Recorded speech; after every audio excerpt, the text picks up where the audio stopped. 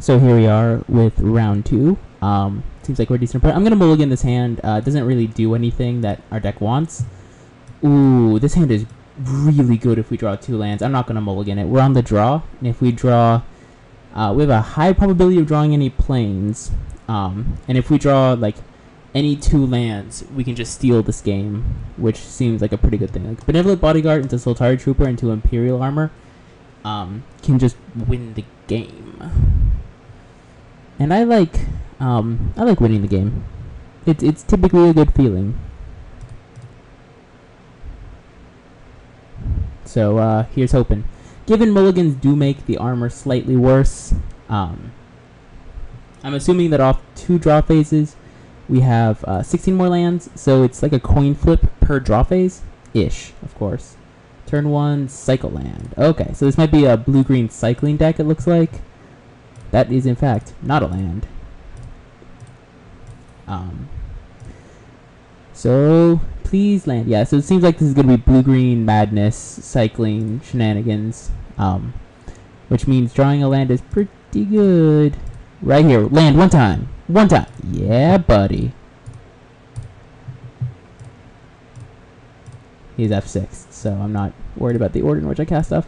Okay, one more time. One more time. One land. One land. One land. Off the top. Come on. You can do it. You can do it, deck. 4 colors. Brindleshote. Brindleshote's a good card. And a Sylvan Library. Ooh, Sylvan Library is a good card, too. That card's a really good card. Land, land, land. Oh, man. I'm going to attack with this Trooper, since he can't block. I think here... I could cycle Radiance Judgment, but I figure in this matchup, Radiance Judgment's going to be incredibly relevant. So I'm just going to play a Benalis Trapper here. I could, like, pass, but I think getting a Tapper in play is going to be pretty relevant. So now he does his Sylvan Library shenanigans. Again, land and we're in good shape.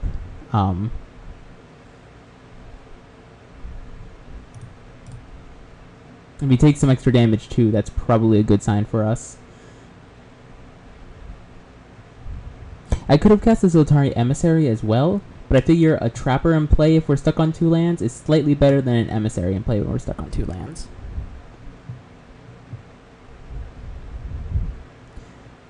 And who knows, maybe he takes damage. Like, if you don't have a good shuffle effect... I mean, it seems like he has a few, like, Nature's Lore. Shuffle effects with Sylvan Library are the best, so that way you don't have to pay life to draw extra cards. Because you just get a new look every time you shuffle. Every day you shuffle it. But, so I think I mean, if we draw a land, this game looks really good for us. If we don't draw lands, well, it doesn't. He has chosen not to draw any extra cards, so that's not good for us. If he attacks with the Brindleshote, I'll just take it, so he's just going to cycle. So there's his shuffle effect. Seems good. Seems very solid. Ankh of Mishra is pretty good against this guy. He is all sorts of colors. He is all color, every color. If he attacked, I just take 1. He has chosen not to attack. Land, land, land, land, land, land, not land. Oh, man. I could get in for an extra point of damage. Is that worth it? Then I'd rather have a second Tapper in play.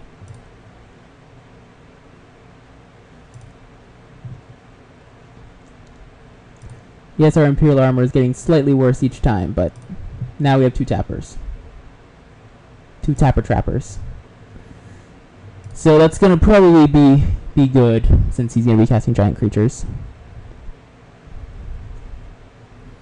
I really don't want to cycle this Radiance Judgment. I've already mentioned why, because if we draw a land, being able to Radiance Judgment something big is going to be quite good.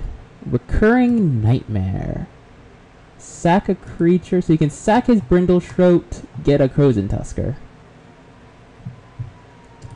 That is some pretty good value, good sir. Sack the board to get back Brindleshote. Maybe we have to kill him fast. He's gonna sack it to get the Brindleshope back. Okay. Could be worse. Land, Afterlife. Okay, so we have tapping abilities at least, so we're gonna go ahead and just attack with our Sultari Trooper, and we can just tap down his attackers.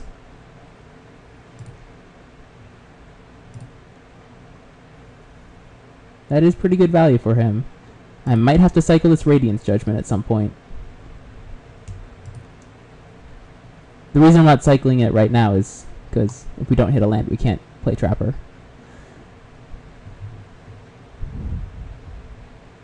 So let's think. This is +5/+5. So we could attack for 7 and then 7 again. So I might cycle this Radiance Judgment and just take some damage here. We have protection in the form of Benevolent Bodyguard, which is pretty nice. We do have an Afterlife as well, which is a nice piece of removal.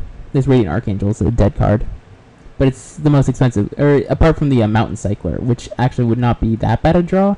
It is, you know, very slow, so that's why we don't exactly want it. If he just draws both cards and we draw a land, we kill him. I believe that's how this works. You take 8, go to 5. Yeah, he's choosing not to. He probably has another Crozen Tusker or something like that. Begin combat. Tap your dude. And I think I'm gonna hold up the second Trapper. If he attacks us for 1, that's okay. He can start up a recurring Nightmare Brindleshope thing, I guess. Ether Mutation. That card is pretty good. Target creature you control. So he gets 7/1/1s, you're telling me? Not bad. Not bad at all. The Putrid Imp. Yeah, it looks like we're gonna have to ride this this Sultari Trooper to victory here. We are gonna need to draw land. I'm gonna tap your Brindleshope. Land, please. Yeah, buddy. Trying to steal this game.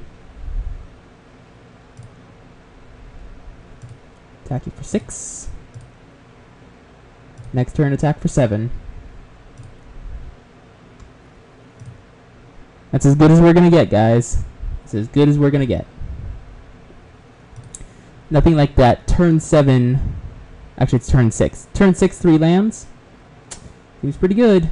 He also can only draw 1 card from his Sylvan library, and not 2. And we have protection in the form of the Benevolent Bodyguard. Hopefully, he doesn't have like Overrun or something ridiculous like that. Okay, he's gonna cycle a Tusker. Sure.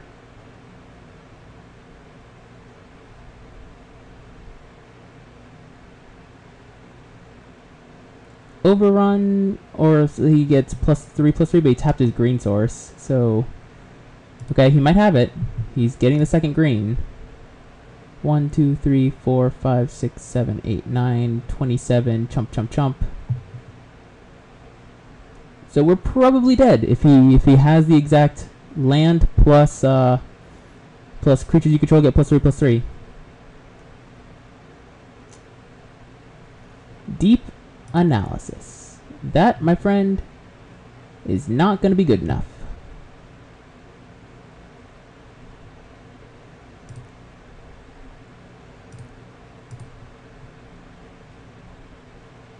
Yeah, we draw and kill him here. No shame.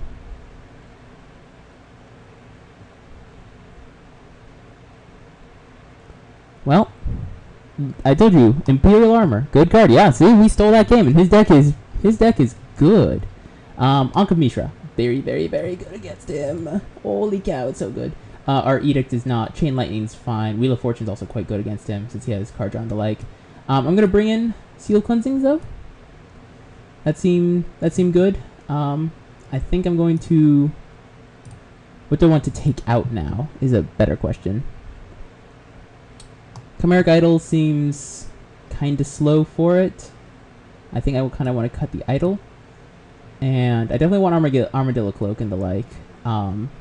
Maybe Sultari Emissary? Like, Trappers are going to be good. I think I'm just going to bring in 1 Seal for now and just take out Chimeric Idol. Having an answer. Actually, no. I think I do I'm going to take out the shelter. Since we have 2 benevolent bodyguards, having a second seal cleansing, since he has a recurring nightmare, having seal cleansing on board is a pretty nice way to go. This hand is slow, but it seems pretty strong. If we draw another land, we get to cast a Radiant, and we have an Exile lying around. And Radiant might be good enough to win the game. So I don't think I'm going to mulligan this. If we ever draw Armadillo Cloak, we have the mana to cast it too. So that's pretty saucy. I don't think I'm going to mulligan this. Go to 5, go to 5, go to 5. 5, 5, 5, 5, 5. 5, 5, single, single, single, 5. 5, single. 5, 5, 5, 5, 5. Oh. Okay, well he has no 1-drop, so that's good.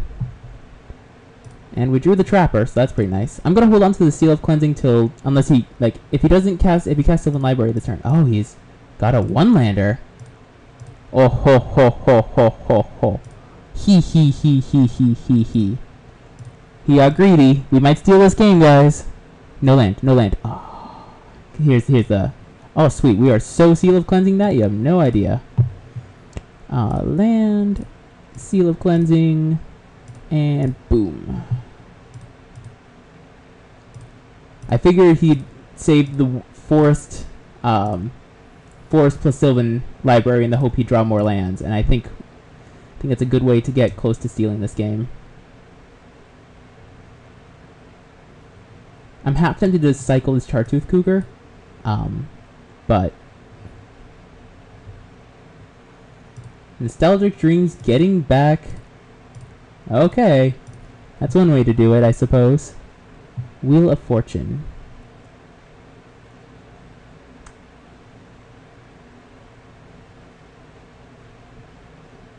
Wheel of Fortune, Wheel of Fortune. I could have cast Wheel of Fortune and make him definitely lose his library. But I think resolving a Radiant Archangel first might be good enough to win us the game.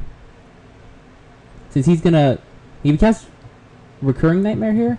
Chainer's Edict. Okay. Rest in peace, Benalis Trapper. And there's the library. I am going to cycle this for a mountain.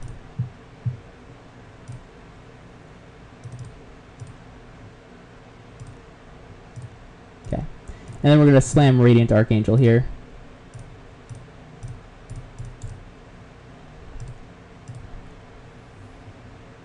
So now he's going to draw some cards, try and hit a way to kill our Radiant. We're going to cast Wheel of Fortune. I'm not sure if even Wheel of Fortune here is the best, since he's down to so few cards.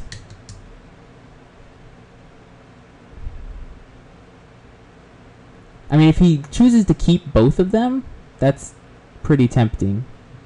I am half tempted to cast Wheel in the hopes of getting some sort of enchantment on this Radiant Archangel, Armadillo Cloak or the like, or getting some creatures out there. Exile seems fine, but we need to put a clock on him, and fast.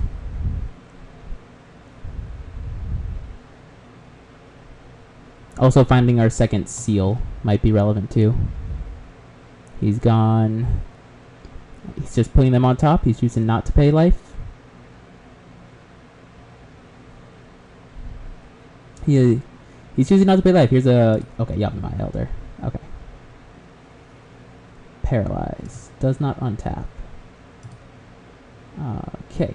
So I can pay 4. And then untap it.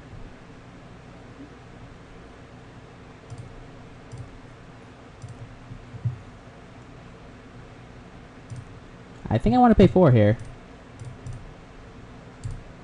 Because it has Vigilance, so that Paralyze is only going to slow me down a little bit. Because it has Vigilance, so... Made me pay 4 mana once, which made my Wheel of Fortune take a little bit longer, but we still get to cast a Soltari Trooper here. And just... Our goal is to keep the beats on. He's going to try and cast something giant. So... Or that's our goal, is to keep attacking. We also have starting to get protection from Chainer's Edict. Next turn I might go land Wheel of Fortune. I'm tempted to go land Wheel of Fortune.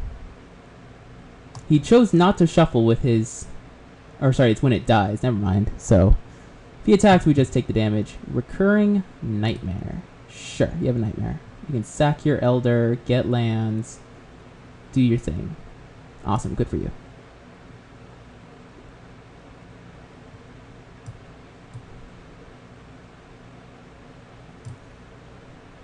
He has a 6/6 Trampler.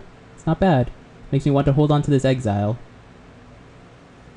I'm gonna paralyze my Sultari Trooper. That one, I think, 1, 2, 3, 4. I could pay 4 as well for it, and still have Exile up.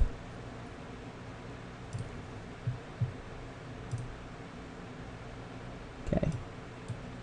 So let's make sure to look at which one we want to pay for, because we don't want to pay for Radiant. And is paying 4 mana for Sultari Trooper that good? Gets in 2 more points, puts him to 10, and we have Exile, which deals with his Penumbra. Okay, so this is the one we want to pay 4 for.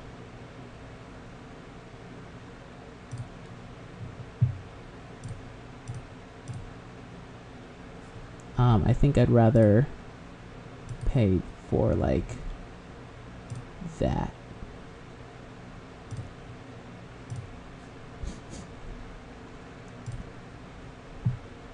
And we're going to play a Plains, and then attack him for 5.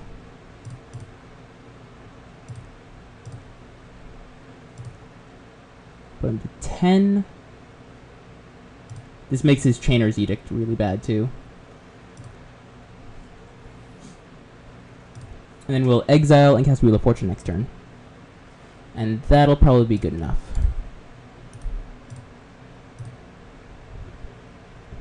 Exiling his Penumbra Worm makes his, I mean, he can cast... Oh, interesting. He is choosing not to cast it pre-combat and getting wrecked by Exile. So now his Recurring Nightmare is pretty bad. If he casts Recurring Nightmare just to start abusing the Penumbra thing, but now it's in Exile, we kill his guy.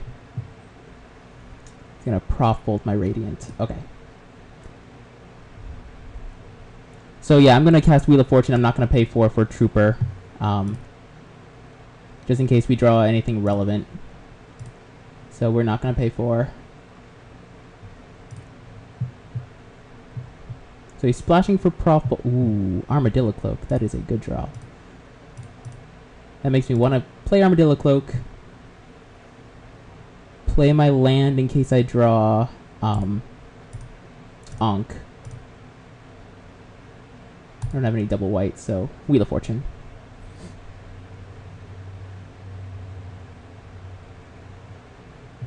And Ankh.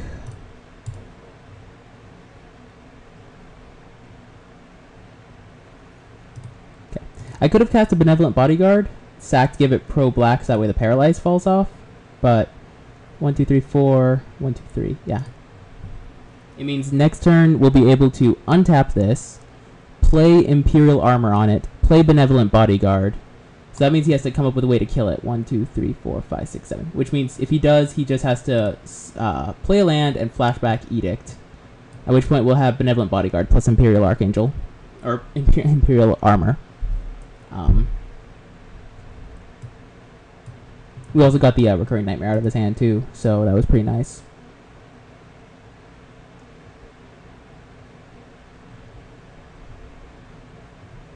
Perhaps it would have been better just to play the Bodyguard, because now, like, the goal is now to make him hesitant on playing so many lands.